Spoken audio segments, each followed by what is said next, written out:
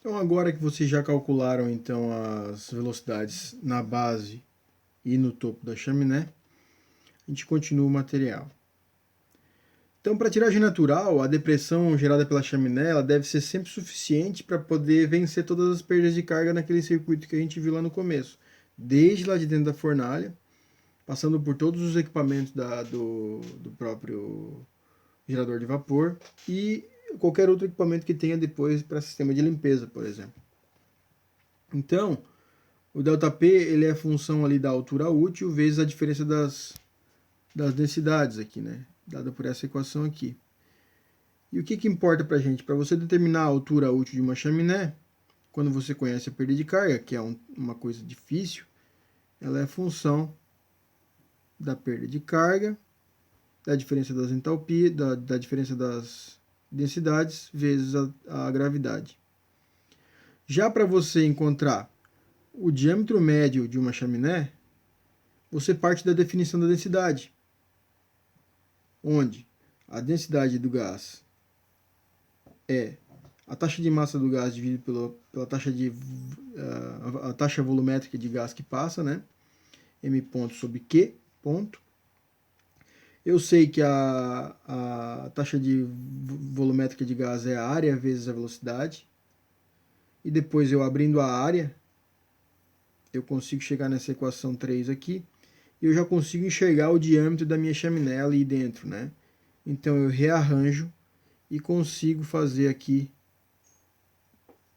a determinação do meu diâmetro médio da chaminé, onde é a raiz de 4 vezes a taxa de massa do gás que está passando. Isso é fácil calcular lá pelo balanço de combustão.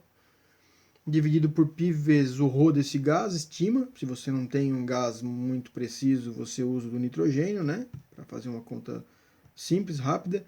E a velocidade, você pode pegar um dado de literatura, se for tiragem natural lá de 4 a 8 metros por segundo, por exemplo. E aí, se for tiragem mecânica, velocidades um pouco mais altas. E você consegue fazer o cálculo do diâmetro médio da chaminé. Então, pessoal, agora eu gostaria que vocês colocassem esse vídeo que a gente está assistindo em pausa e, para resolver esse exercício C, abrissem o nosso item lá, exemplo C. E após vocês terminarem de assistir o exemplo C, vocês voltem aqui e continuem assistindo esse vídeo.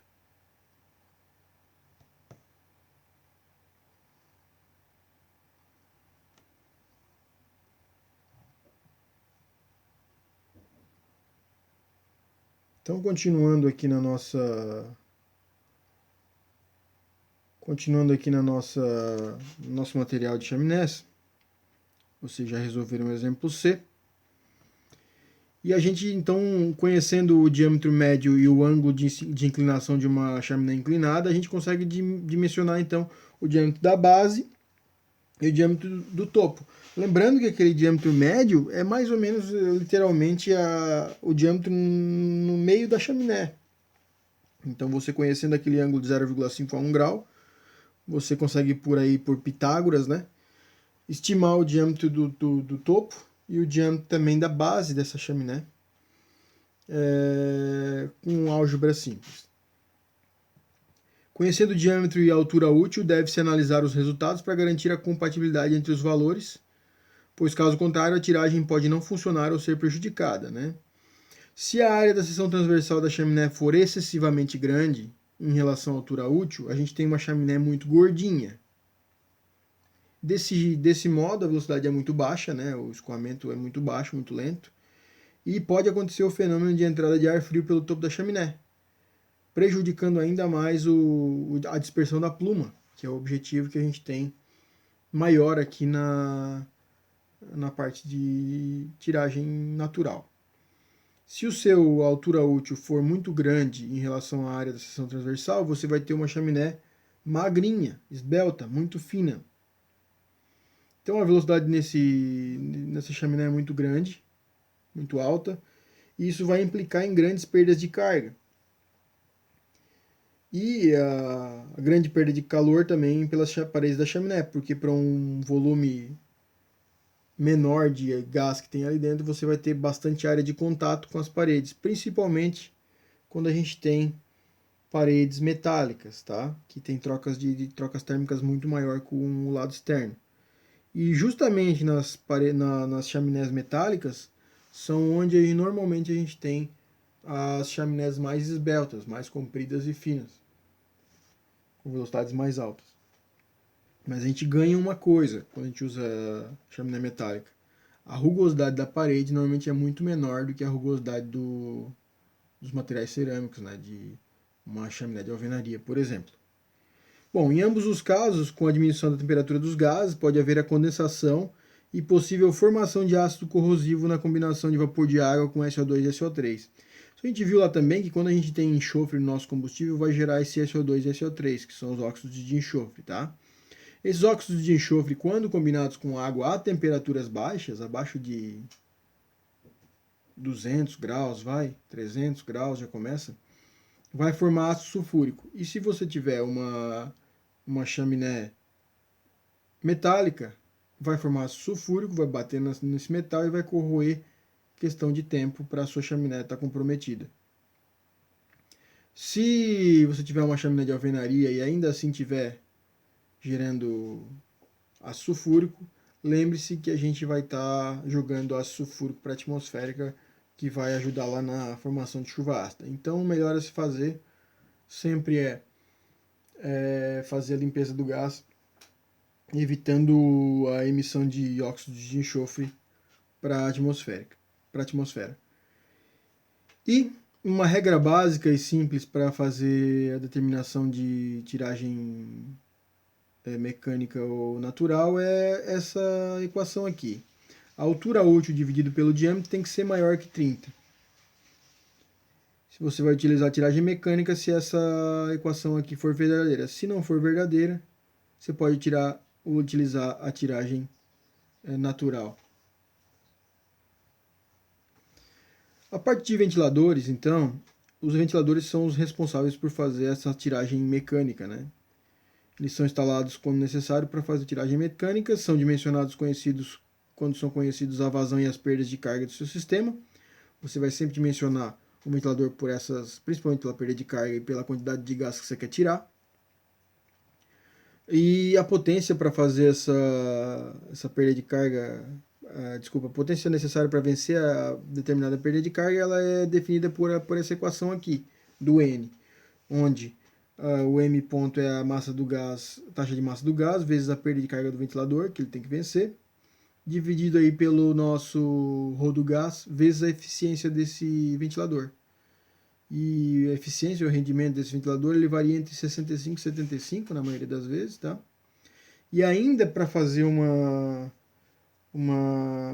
ter um cuidado sobre o bom desempenho desses equipamentos, ainda é recomendado trabalhar com um coeficiente de segurança de 20 a 40%, aí para compensar alguma sobrecarga de vazão e de perda de carga durante a operação.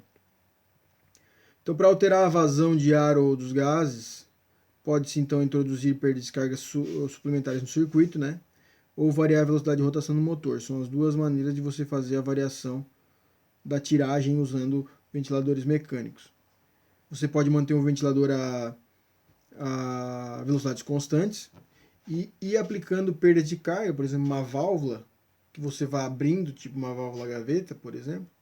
Você vai abrindo e diminuindo a perda de carga ou fechando e impondo uma perda de carga que vai implicar aí numa queda da pressão, da vazão do ventilador. Então você consegue controlar o circuito utilizando esse tipo de peça suplementar ou ainda fazendo uso de um inversor de frequência e controlando a rotação do motor. Aqui ele cita o controle de tiragem indispensável para o funcionamento regular dos motores dos geradores de vapor, né? E detalhe nesse desenho aqui, eu fiz questão de trazer para vocês que o motor ele não é acoplado diretamente à caixa do caracol do ventilador ali, ó. Ele coloca o ventilador separado e utiliza uma correia ali polia e correia para fazer a transmissão do movimento. Por quê? Porque muitas vezes o gás que passa por dentro desse ventilador está numa temperatura considerável e o ventilador e o motor não está preparado para dissipar todo esse calor que possa porventura estar vindo por condução ou outro meio pelo eixo do motor. Então se faz normalmente separado isso. Para finalizar a aula de hoje, então vocês vão tentar resolver o cálculo da potência necessária para vencer a perda de 300 pascal de um ventilador na base de uma chaminé, utilizando um rendimento de 65% e coeficiente de segurança de 20% para compensar sobrecargas. Ele ainda dá os dados aqui de taxa de massa de 12,5 kg por segundo e a densidade do gás 0 grau de 1,445 e a temperatura na base de chaminé de 350 graus. Está aqui embaixo a equação. Tentem resolver esse exercício aqui e à medida que vocês terminarem, assistam o vídeo exemplo D para finalizar a parte de tiragem e aula de hoje. Muito obrigado, boa noite.